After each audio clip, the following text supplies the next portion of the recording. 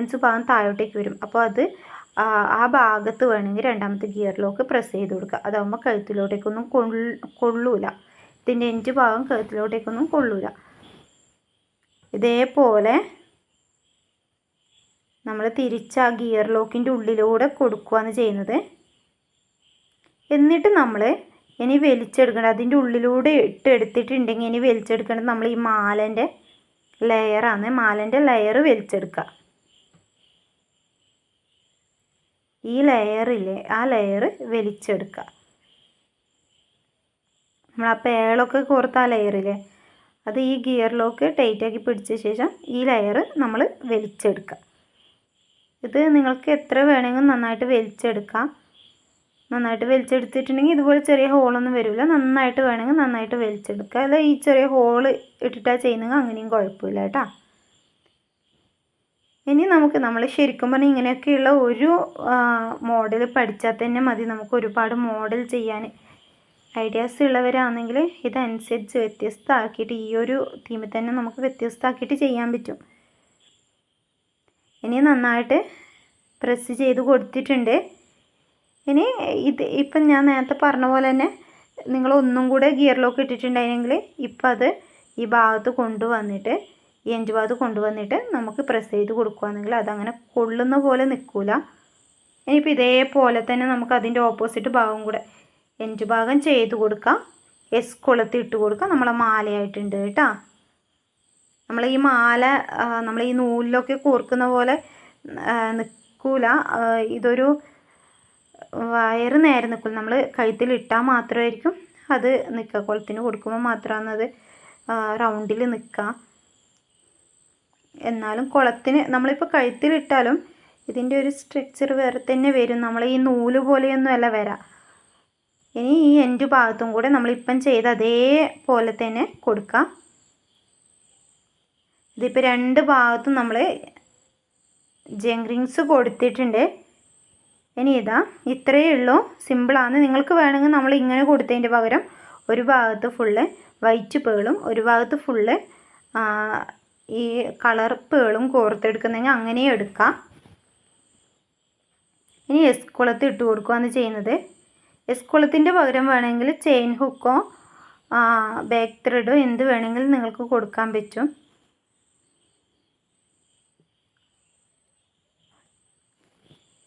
ഇനി നമുക്ക് ഇതിന് മാച്ചായിട്ടുള്ള ഒരു കമ്മലും ഹെയർ ബാൻഡും ചെയ്തെടുക്കാം.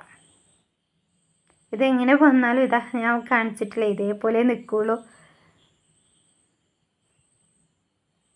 ഇനി അതിന് വേണ്ടിയിട്ട് 3 ഐപ്പിൻ എടുത്തിട്ടുണ്ട്. ഐപ്പിന്നിലോട്ടേക്ക് ആദ്യം പേള് കോർത്തെടുക്കുക. പേള് നിങ്ങൾക്ക് ഇഷ്ടമുള്ള പോലെ കോർത്തെടുക്കാം.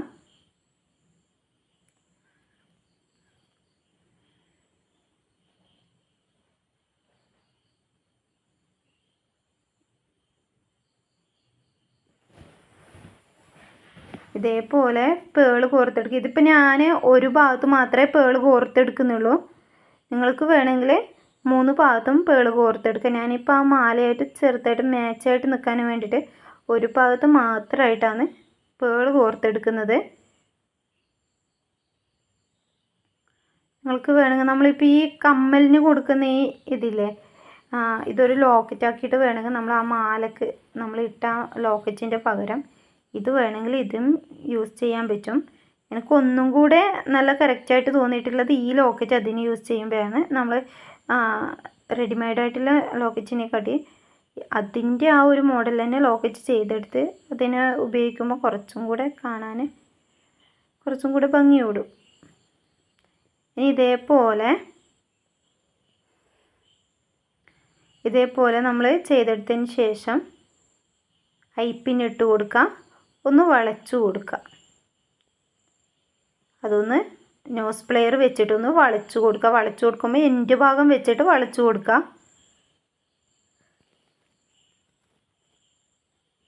എൻഡ് ഭാഗം വെച്ചിട്ട് വളച്ചു കൊടുക്കുകയാണെങ്കിൽ അത് കുറേ വലിയതായിട്ട് വരില്ല. ചെറിയൊരു നമ്മളിപ്പോൾ ഐപ്പിനുള്ള അതേ ഹോളായിട്ട് തന്നെ കിട്ടും.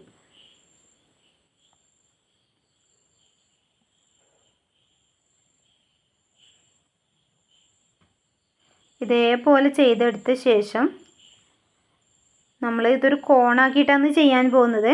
അപ്പോൾ ഇതിനോട്ടേക്ക് ഒരു ഐപ്പിന്നും കൂടെ ഇട്ട് കൊടുക്കുക.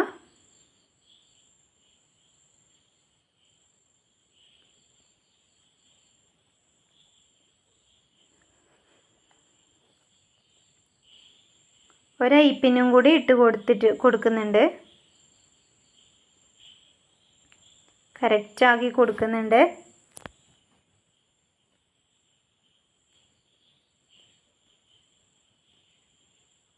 ഇനി ഈ ഐപ്പിന്ന് നമ്മൾ ഫസ്റ്റ് വെച്ച ആ ഐപ്പിന്നിലോട്ടേക്ക് ജോയിൻ ചെയ്യുകയാണ് ചെയ്യേണ്ടത്.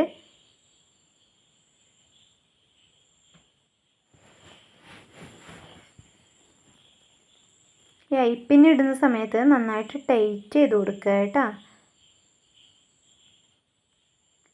ഇനിയിപ്പം നമ്മൾ ആദ്യം എടുത്ത ആ ഐപ്പിന്നിലോട്ടേക്ക് ഇതിൻ്റെ എൻഡ് ഭാഗം ഇടുന്നു. നമ്മൾ നോസ് പ്ലെയർ വെച്ചിട്ട് വളച്ചെടുത്തിട്ട് നന്നായിട്ടൊന്ന് പ്രസ് ചെയ്ത് കൊടുക്കുന്നു. അത്ര മാത്രമേ ചെയ്യുന്നുള്ളൂ.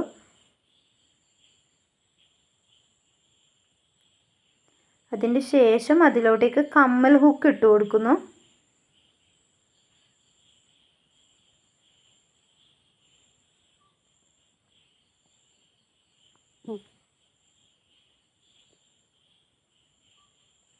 ഇനി ഇതിലോട്ടേക്ക് നമുക്ക് കമ്മൽ ഹുക്കും കൂടി ഇട്ട് കൊടുക്കാം.